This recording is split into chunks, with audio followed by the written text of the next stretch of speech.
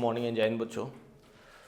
आज का टॉपिक है हम लोग का बच्चों questions related from vapour pressure. Okay, ये एनसीईआरटी के बच्चों इंटेक्स क्वेश्चन में बच्चों आता है 1.8 नंबर का। ओके, अब यहाँ पे समझते हैं बच्चों कि इसका न्यूमेरिकल्स कैसे लगेगा। ओके, ध्यान दो। The vapour pressure of pure liquid, the vapour pressure of pure liquid A and B. ये बताओ बच्चों, मैंने समझाया भी था कि प्योर लिक्विड के लिए हम लोग पी नॉट मानते हैं। प्योर लिक्विड के लिए क्या मानते हैं हम लोग? पी नॉट मानते हैं, right. A and B are कितना दे रखा हुआ बच्चों? 450 एंड 700। तो बच्चों जैसा जैसा दिया हुआ पहले उसको लिखते जाओ। P not A equals to दे रखा हुआ है बच्चों 450 mm and P naught B भी रिस्पेक्टिवली बच्चों दे रखा हुआ है 700 mm गॉट इट। इसके आगे बच्चों देखते हैं हम लोग एट 350 केल्विन। ओके, तो टेम्परेचर को काउंट नहीं करेंगे क्योंकि कांस्टेंट रखा गया है। Find out the composition of the liquids. ध्यान से समझना बच्चों, find out the composition of the liquids यानी इसके कहने का मीनिंग क्या है बच्चों? ध्यान से समझना। यहाँ पे हमको काई ए एंड काई बी निकालना है। क्वेश्चन मार्क कर लेना बच्चों। ये कंपोजिशन ऑफ द लिक्विड्स है बच्चों, लिक्विड मिक्सचर। ये इसका मीनिंग क्या है बच्चों? Composition of the liquid mixture है। ओके, ध्यान देना बच्चों।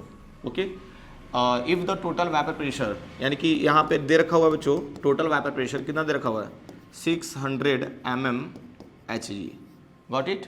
Also find the composition of the vapour phase. ये बताओ बच्चों, यहाँ पे क्या कर रहा है? Composition of the vapour phase. Already हम लोग बच्चों यहाँ पे डिस्कस कर चुके हैं। देखो ना, यहाँ पे वेपर फेज के केस में आपका वैल्यू क्या आएगा? ध्यान देना। देखो ये किस केस में? Mole fraction in terms of vapour phase. Okay, यानी हमको क्या निकालना है बच्चों? Y A and Y B निकालना है। ध्यान देना, एक एक पॉइंट बच्चों देखते जाओ। तो यानी कि यहाँ पे बच्चों एक और टर्म्स हम निकालना है Y A and Y B. और ये किस तरीके से निकालेगा बच्चों? कंपोजिशन, यहाँ पे लिख लेना composition of the vapour phase. Okay, यानी कि दो तरीके से सोचो, यानी कि हमको काई और काई बी का वैल्यू निकालना है और क्या निकालना है? Y A and Y B का वैल्यू निकालना है। समझ में आ रहा है जी क्या बोले हैं? आसान है यार। मतलब देखो, प्योर वेपर प्रेशर दे रखा हुआ है P not A and P naught B and P total भी दे रखा हुआ है। तो हमसे पूछ क्या रहा है भाई? दो ही क्वेश्चन तो पूछ रहा है। कंपोजिशन ऑफ द क्या कह रहा है? Find out the composition of the liquid mixture and दूसरा क्या पूछ रहा है? Composition of the vapour phase. यही दो टर्म्स हमसे पूछ रहा है बच्चों। अब देखो कैसे इसको सॉल्व करते हैं, ध्यान से समझना। तो we know that P total, यहाँ पे लिख लेना बच्चों, we know that P total equals to P A plus क्या होता है? पी बी, है कि नहीं? Raoult's law in case of, किस केस में? When volatile solute we are taken. सुन पा रहे हो ना? In case of Raoult's law याद करना बच्चों, हमने बताया था Raoult's law for volatile solute. याद आ रहा है?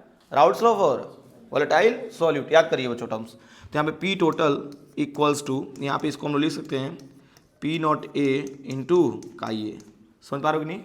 ये फॉर्मूले में आता है बच्चों। एंड इधर आ जाएगा पी नॉट बी इंटू क्या हो जाएगा? काई बी। Got it. ये तो इसको सिर्फ ना हम लोग काई ए या काई बी के फॉर्म में रख सकते हैं हम लोग। तो यहाँ पे P total equals to P not A and bracket में कर देना 1 माइनस काई बी और प्लस क्या हो जाएगा? पी नॉट बी इंटू काई बी। अब यहाँ पे देखो तो बच्चों हम लोग क्या फाइंड कर सकते हैं, खूब अच्छे से समझिए बच्चों एक एक पॉइंट। ओके, अब ध्यान से समझो। तो यहाँ पी टोटल का डेटा कितना दे रखा हुआ है? 600 mmHg। तो 600 mmHg रख दो, 600 mmHg। अच्छा, मैं यूनिट यहाँ से हटा दे रहा हूँ, ठीक है ना? आप लोग इतना तो समझ रहे होगे कि 600 mmHg है, राइट। तो पी टोटल आपका हो गया। अब ये बताओ पी नॉट ए का वैल्यू कितना दे रखा हुआ है? देखो 450, तो यहाँ पे 450 रख दीजिए और ब्रैकेट में 1 माइनस काई बी हो गया प्लस, ध्यान देना बच्चों, पी नॉट बी का डेटा कितना दे रखा हुआ है?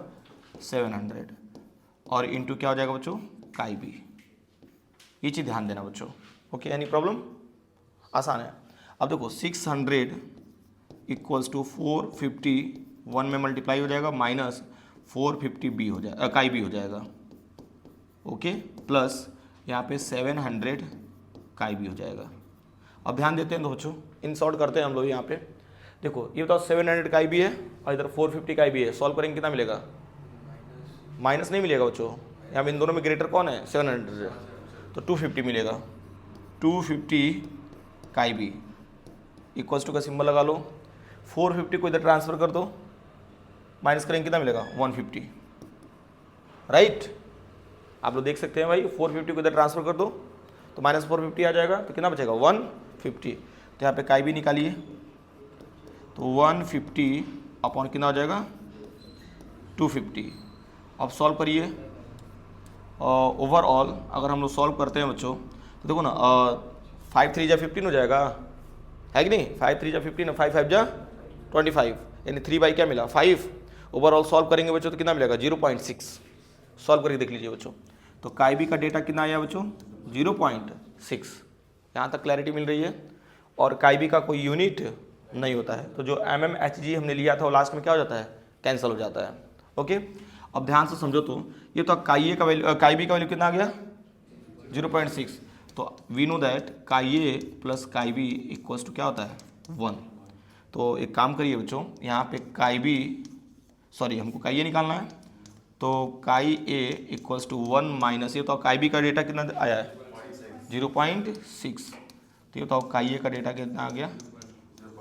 0.4। चलो यहाँ तक तो क्लैरिटी मिली होगी बच्चों। इसके आगे समझते हैं हम लोग, ध्यान देना। यहाँ पे हमने निकाल लिया बच्चों, देखो हमने एक तो आंसर निकाल लिया, यहाँ देखो ना, काई ए और काई बी का डेटा निकाल लिया ना, यहाँ पे chi A and chi B हमने फाइंड आउट कर लिया बच्चों, ओके। अब हमें क्या निकालना है? Y A and Y B. ये बताओ हमको Y A and Y B निकालने के लिए हमको देखो क्या क्या चाहिए बच्चों। ये बताओ वाई ए इक्वल्स टू, ध्यान से समझना बच्चों, पी ए अपॉन क्या होता है? पी टोटल होता है, ये होता है, एक एक्सप्रेशन ये होता है। वाई बी निकालने के लिए बच्चों हमें क्या चाहिए? पी बी अपॉन क्या होता है? P total. अब यहाँ पे समझो, तो हमको Y A and Y B निकालना है, तो पी टोटल तो ऑलरेडी मेंशन है ना, देखो पी टोटल ऑलरेडी दे रखा हुआ है। हमें चाहिए क्या बच्चों? P A and P B. तो आओ, अकॉर्डिंग टू यहाँ पे क्या लिखना? Raoult's law. अकॉर्डिंग टू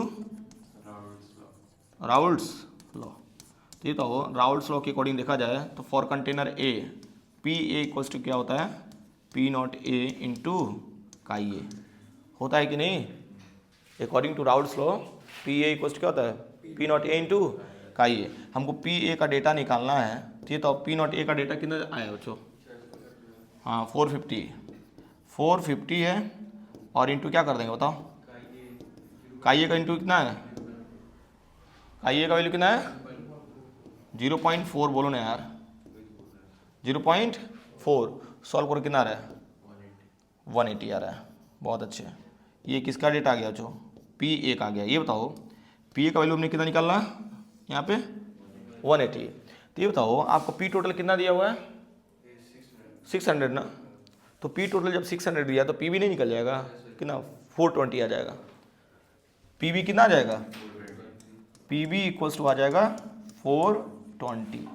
समझ में आया कि नहीं? कैसे आया बच्चों? ये तो पी टोटल आपका 600 है, तो यहाँ पे पी ए निकालेंगे बच्चों, तो क्या कर देंगे? 600 में से माइनस कर दो, तो कितना मिल जाएगा? पी बी इक्वल्स टू 420 आ जाएगा बच्चों। यहाँ तो कोई प्रॉब्लम है?